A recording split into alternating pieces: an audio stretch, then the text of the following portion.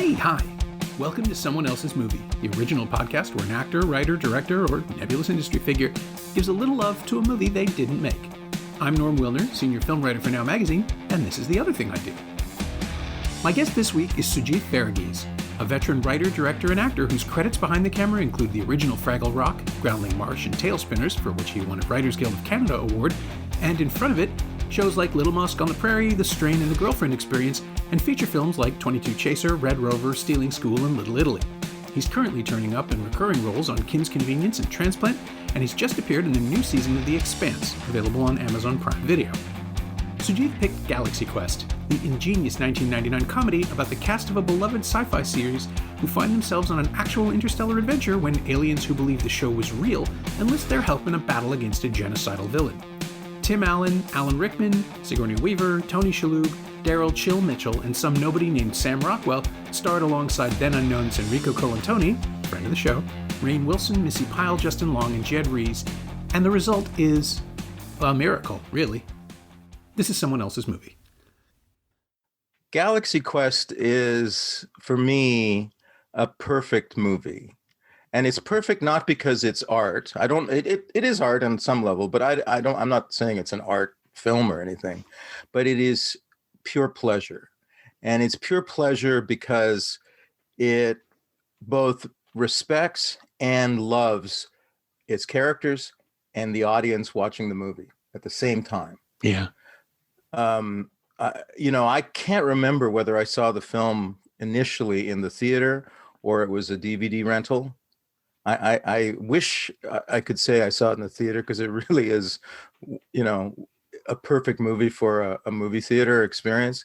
But I remember when I first saw it that it was like they made this movie for me, because I was a brown kid, son of immigrant parents, growing up in Saskatoon, Saskatchewan. We had one TV channel, CFQC, which was a CBC affiliate. So it didn't even show all of CBC stuff. They bought some stuff of their own. My film training was late night Friday nights on CFQC. I don't know who was the guy who bought their movies, but I saw incredible stuff. But television for a 6, 7, 8-year-old kid who really didn't feel like they belonged, because I was the only brown kid in my school, became, what I could like. I spoke that language just like all my other friends did, right? Right. So Star Trek or Gilligan's Island, both of which are referenced in Galaxy Quest, this was my language of belonging growing up. And the other thing Galaxy Quest is, it's about actors. And I have spent my life basically, or at least made a living, acting in television. So I totally relate to that. Now, you don't need to be a television actor to like Galaxy Quest, but it helps. So, I could have chosen a lot of movies to talk to you about, but I really love this film because it is a perfect movie. And it is so loving of its story, of its characters, and also, like I said, the people who end up watching the movie. It's like it's loving you back. Yeah, it is. It rewards your affection in a way that very few movies even try to do, I think. Certainly not then in 1999. And now it's different because now everything is about fan service, but it's about mechanical, cynical fan service. It's about, that thing from that guy that I remember. I admit I watched The Mandalorian with everybody else, and I love it because it's like watching someone playing in the child's toy box and finding interesting new ways to interpret stuff. But there was a moment where you get to watch Boba Fett fight stormtroopers with a Tusken Raiders staff, and this ridiculous looking thing that has never been used in any Star Wars project for 40 years suddenly has a purpose and meaning and actions that are specific to the weird curl at the top and the hook at the bottom. And you think, somebody loved this enough that they figured it out. And then I love it too, because it's pulling on that little part of my brain that tells me all those childhood moments where you played with a toy are actually worthwhile. And Galaxy Quest does the same thing, right? But it does the same thing, but it doesn't do it in the arcane way that a Mandalorian does. I mean, what you just described, my sister or my mother wouldn't have no idea what you're talking about Right. in terms of the Mandalorian. It is a fan-based engagement, right? Yeah. Whereas Galaxy Quest, you could watch and maybe it would be hard to find somebody on the planet who's never seen an episode of Star Trek. But I suspect even if you'd never seen an episode of Star Trek, you could still get Galaxy Quest. I think so. Yeah. I think that the themes are so pure and the cynicism is confined to the characters. Right. It explains it explains what it is. Like if you'd never seen a TV show, you would learn what it is to be making some kind of TV show like that those actors made, and you would be sort of exposed to the backstage even aspect of making a genre TV show.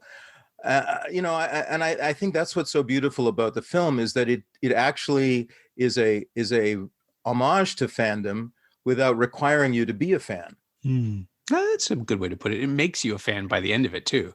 There's a whole generation of people who keep trying to reboot Galaxy Quest, and I think it's telling that they're all young enough to have seen the first film when they were in their teens and 20s. Paul Scheer was running it for a few years, trying to turn it into a project for Amazon, and then I think the death of Alan Rickman torpedoed the whole thing. Right. And we can talk about the cast because my God, it is an incredible cast of gifted self-satirists, right? I mean, there are people who are even someone like Sam Rockwell, who was a relative unknown. I think I'd seen him in Box of Moonlight at the time, in 1999, and has gone on to play the sort of roles that Tim Allen and Alan Rickman and even Tony Shalhoub are mocking in Galaxy Quest, like the ability to go really big on demand and then bring it right back down again. Or Missy Pyle or Enrico Colantoni, who is just, Enrico, I don't know why he wasn't nominated for that film, because that invention, like he had dialogue.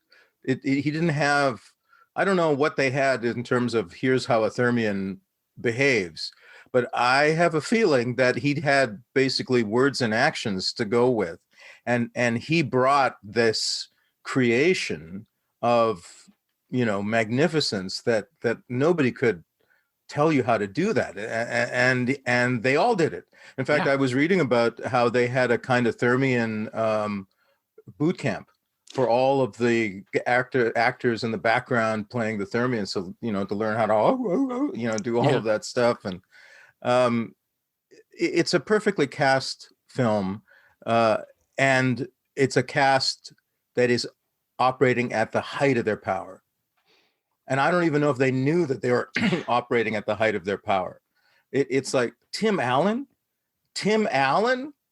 Where did that come from? Yeah, but it had to be. That's the thing, right? Like when you watch it again and again and again, as I'm sure we both have, it's so clear that they needed someone who wasn't fully aware of how he's perceived. And that's Tim Allen. Like Alec Baldwin was one of the early runners for that role. And he could have probably, in 1999, he could have done it, but it wouldn't have had the same kind of bluntness because how do I put this without really insulting Tim Allen?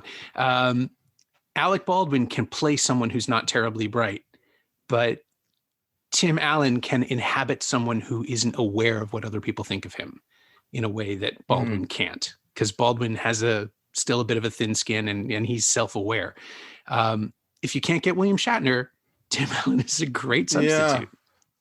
I mean, I don't know if I'd ever seen Tim Allen before other than on his TV series.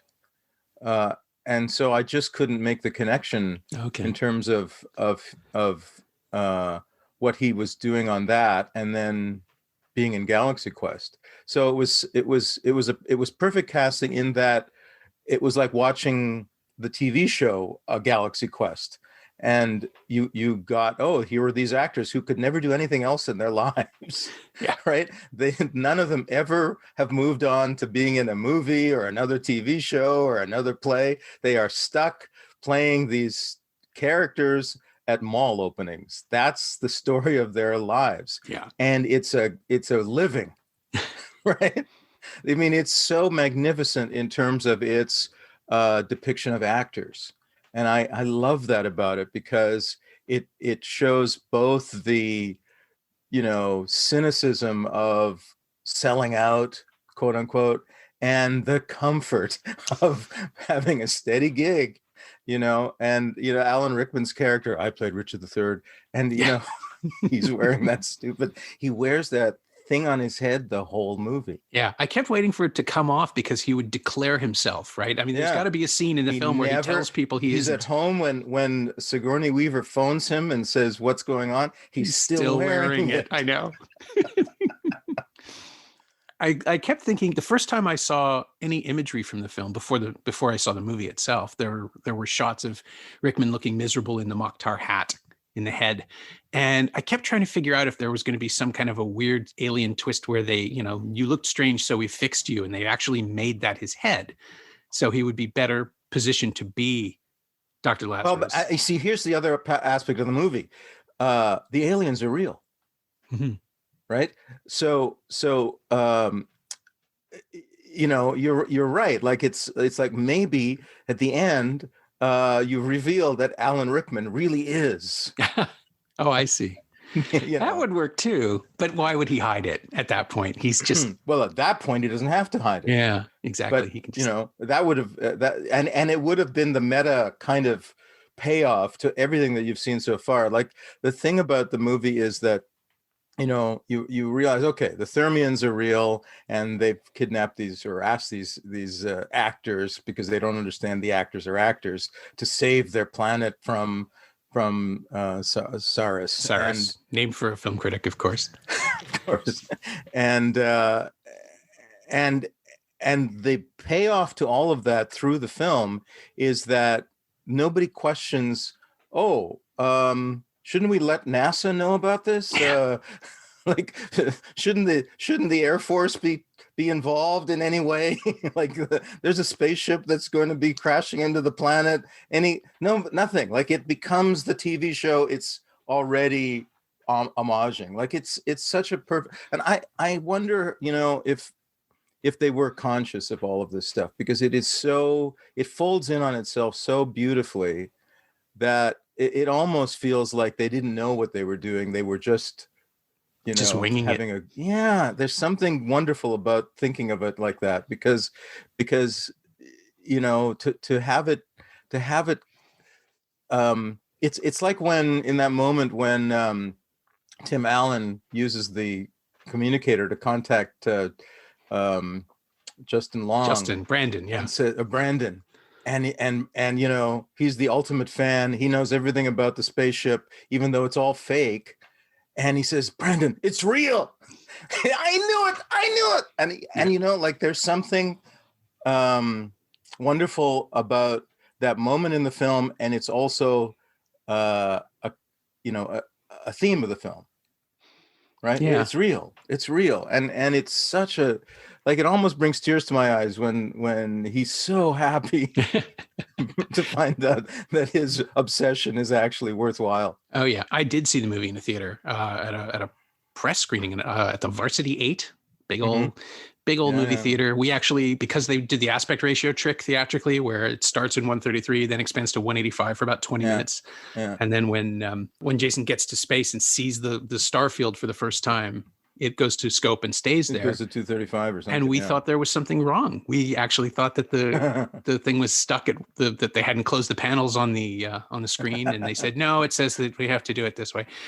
And that put me off for a little while, just because it pulled me out of the movie at a moment where I really needed to start to plug in. But then by the time Shaloub shows up, Fred has his line, "That was a hell of a thing." And it's so clear that this movie is not going to be suddenly serious about anything.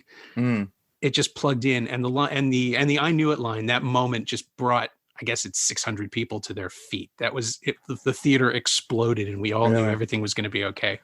It was so exhilarating. I do want to challenge the thought that the movie doesn't get serious, though. Well, I mean, it allows the situation to remain serious while letting the characters react to how impossible it is. I mean, we still have, Tawny's whoever wrote this episode should die moment where Right. you're just derailed in the middle of this heart-pounding sequence with 90 seconds of rage about how illogical everything is. You're never allowed to forget that while the stakes are real for the Thermians, the actors themselves are still just looped by this whole thing and trying to figure it out. For sure. But I always remember Kulik's storyline and how moving it is that it's all real.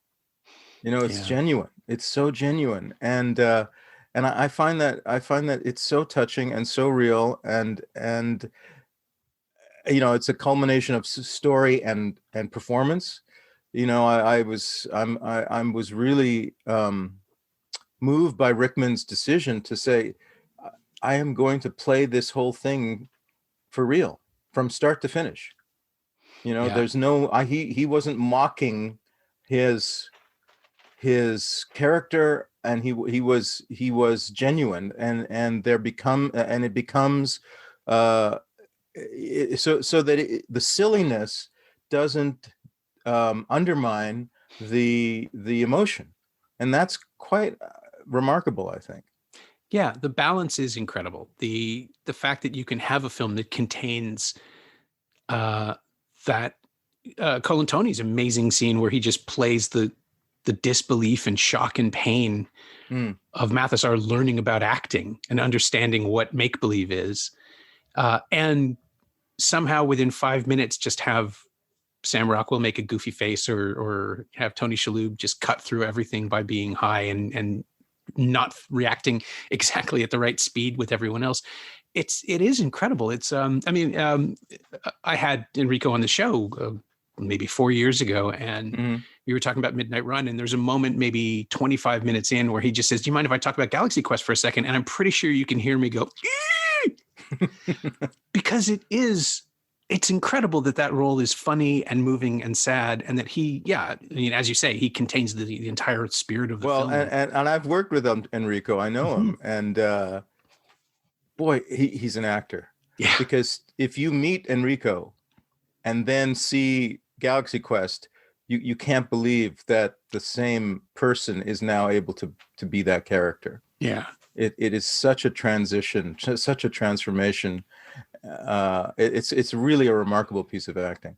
Yeah, and he brings everyone along with him, right? I think that's almost like a metaphor for the way the movie works, because we are first kind of quietly repulsed by the Thermians. They're weird. They're a little oily. The makeup is just ingenious, where it looks like people wearing a photograph of themselves. Like the hair is plastered down and their faces are too shiny. And of course we eventually understand why.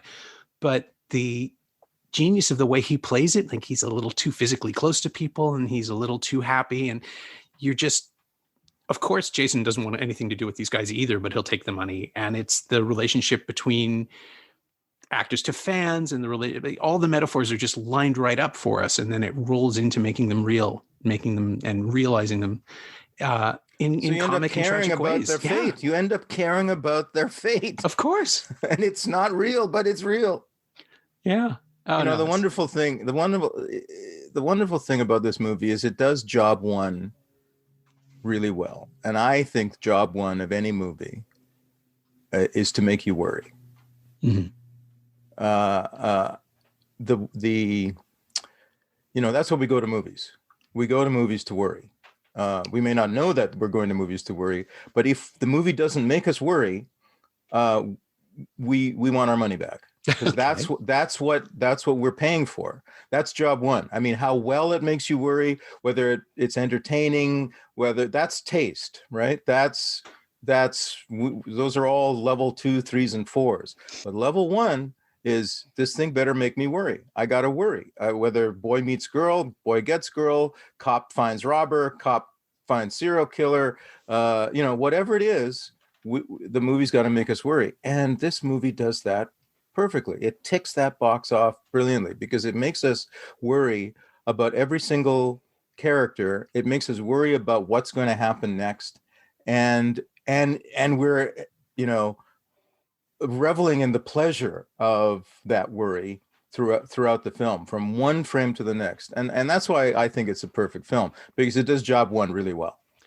There's something I always think about in the experience of in revisiting a movie, which is that when even bad movies get slightly better when you look at them a second time, because your brain already knows the trajectory. You know on some level what's going to be disappointing and what's going to work.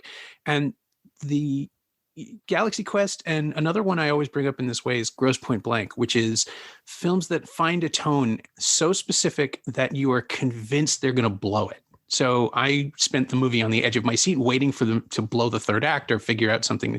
And it does feel like a high wire act while you're watching it. And then the second time through, your brain just clicks into everything is going to be fine and you can really appreciate it. And I think that's how cult movies are formed.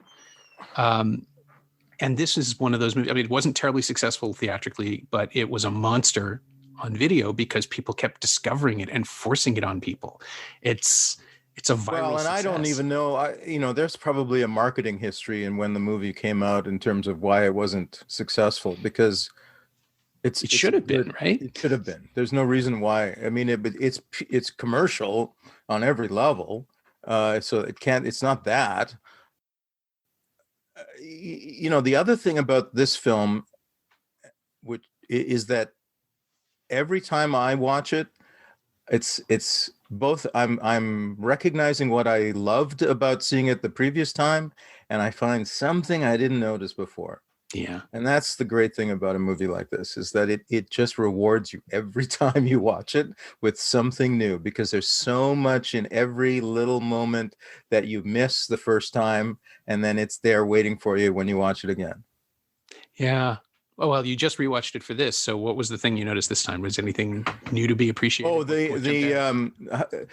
I know everything. It's just how it affected me. Mm-hmm. And this time it was the thing I talked about when he calls Justin and says it's real, and Justin's just so happy. It just flew out at me. I went, oh, it's such a,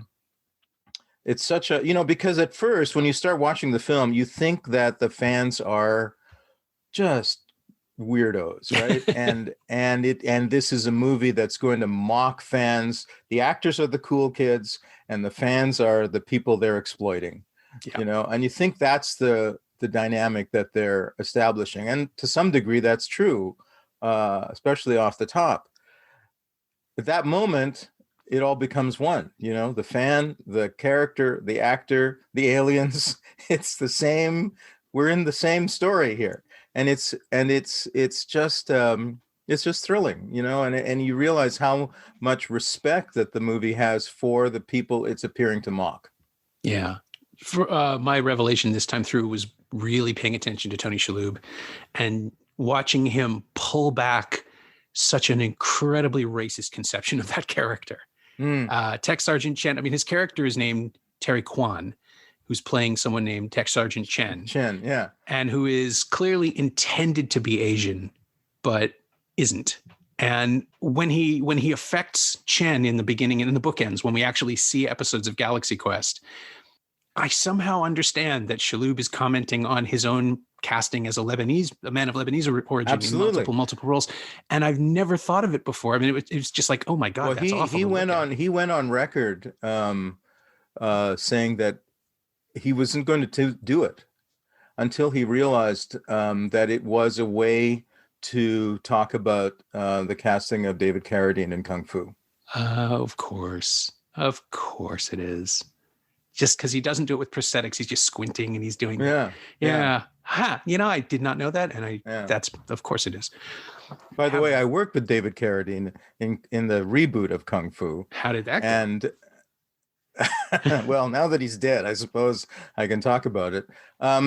He was drunk.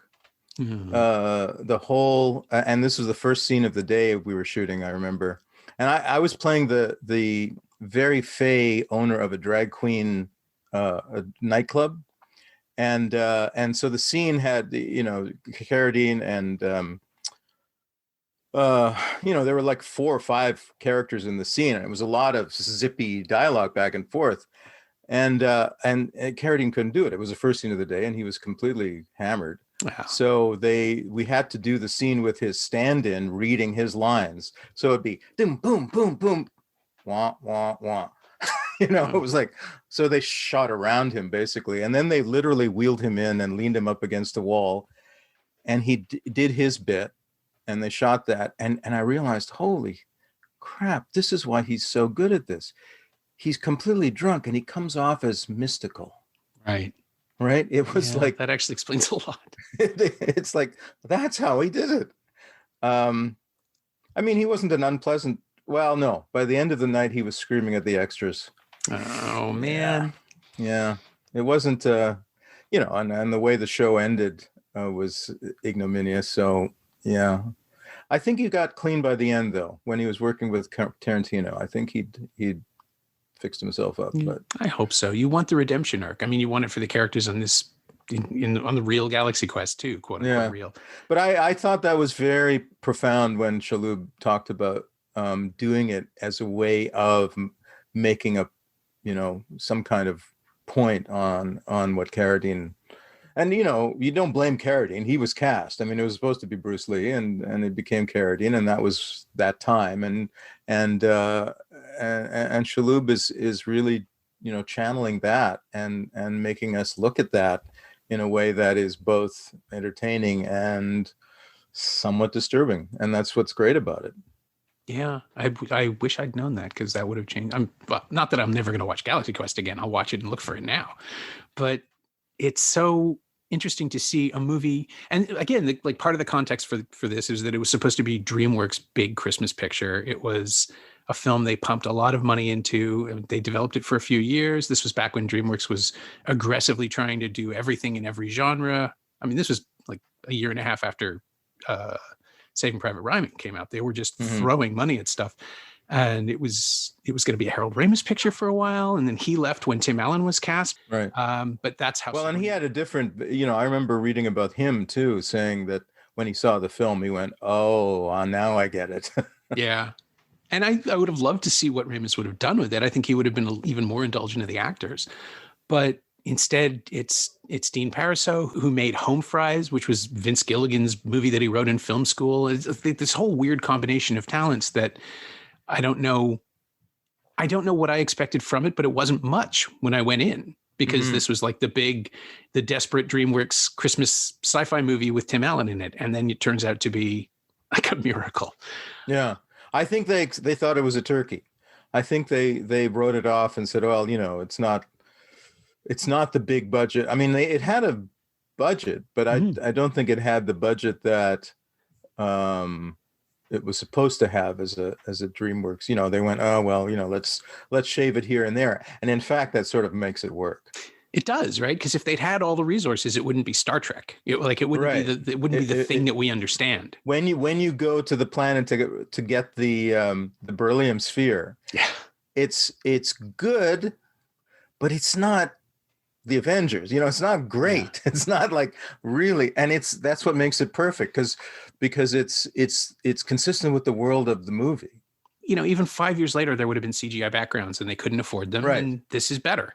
And I think, oh, you know what? It had me when Quan shows up drunk or high, but even though they can't say it, which is so great, because they wanted a PG-13 rating and they couldn't have any overt drug references. So instead, Shalhoub's story was that the character had eaten a weed brownie just off screen. And that powers the entire performance, which absolutely works for me. Sure. But the flyby when you first see the Protector, which is straight out of Star Trek: The Motion Picture, that endless look what we can do, look at our special effects, and somehow the movie's neediness in 1979 becomes the Thermians' neediness in 1999. It translates so beautifully. And again, if you'd never seen Star Trek: The Motion Picture, you probably would wonder why this was taking so long, except that it keeps cutting back to the Thermians, who are so proud of themselves, which is the thing that was missing from Star Trek's scene. Right.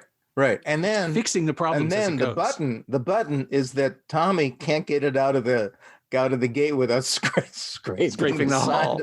Yeah. So it's like, it's just perfect.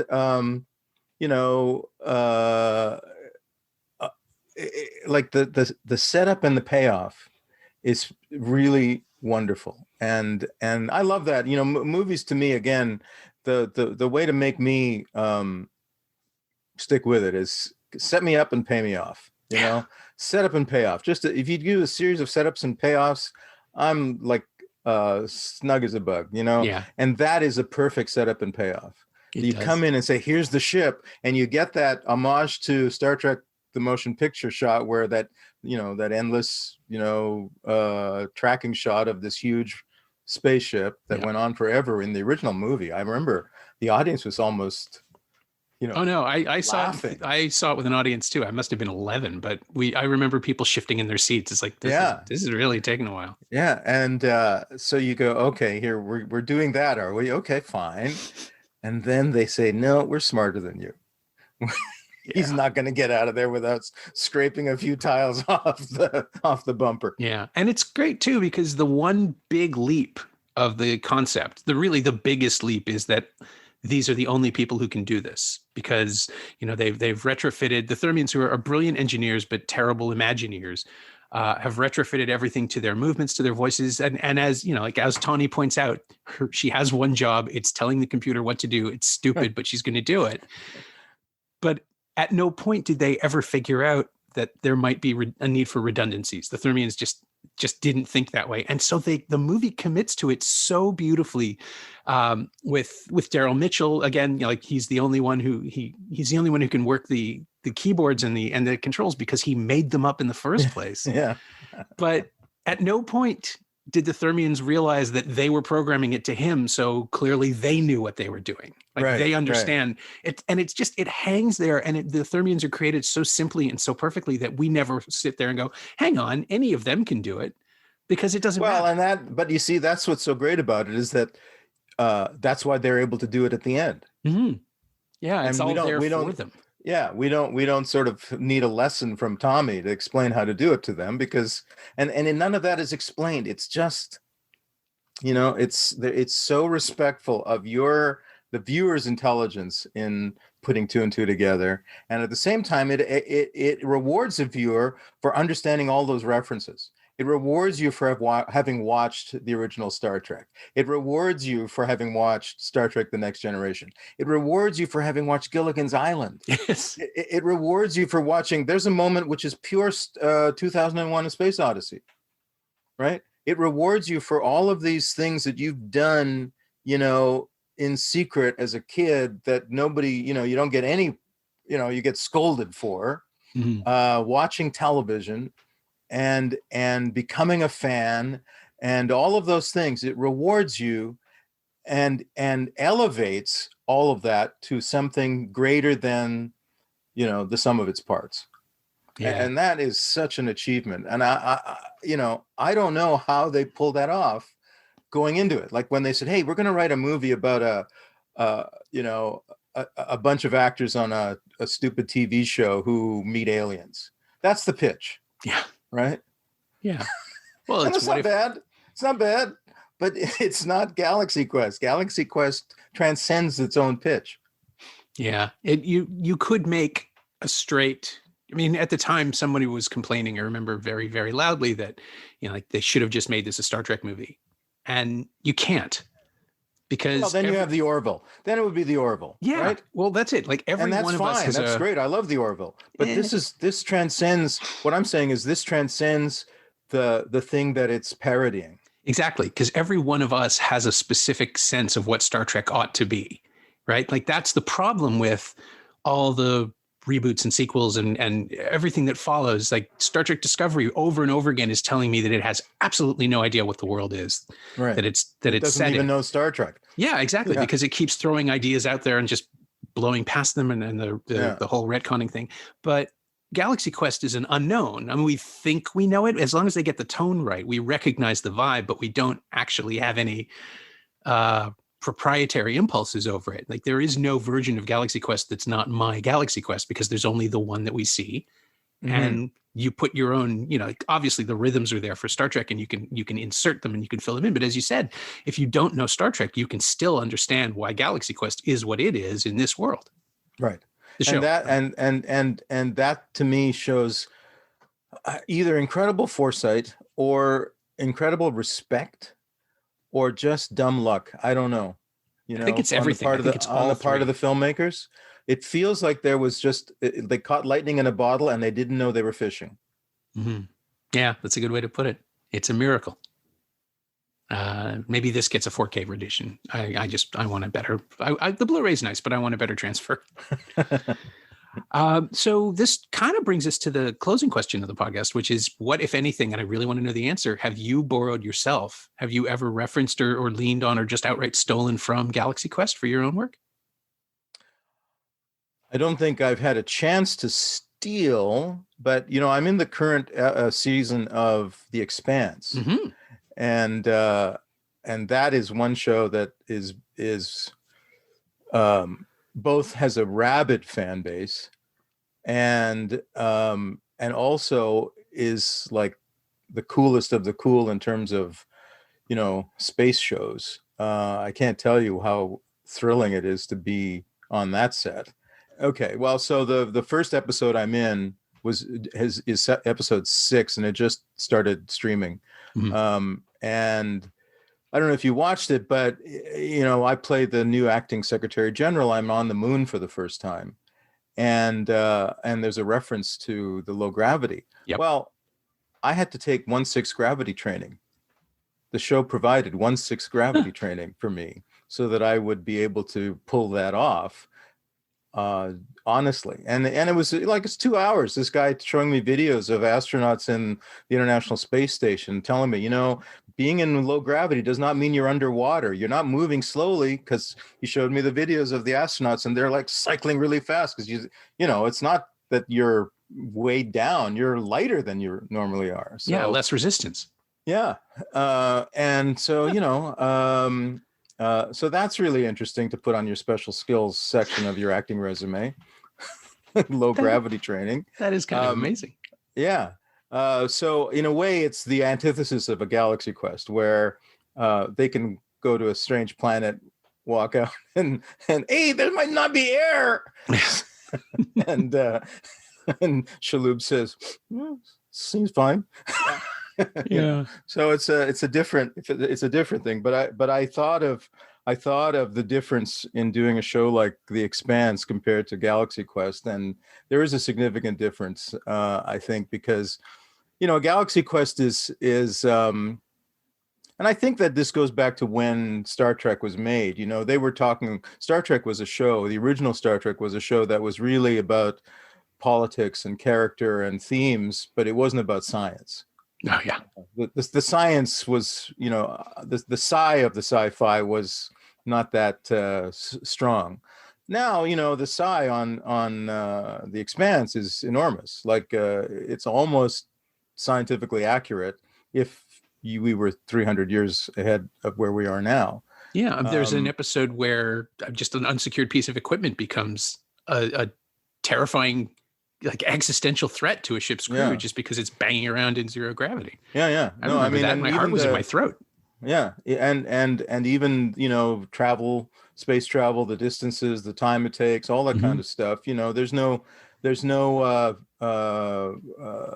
warp drive. There's no beam me up. None of that stuff. They're dealing with real physics, and so that in a way, it's a contrast to an experience of acting in a Galaxy Quest or a Star Trek type show where it's more fiction than science, but it's pretty cool.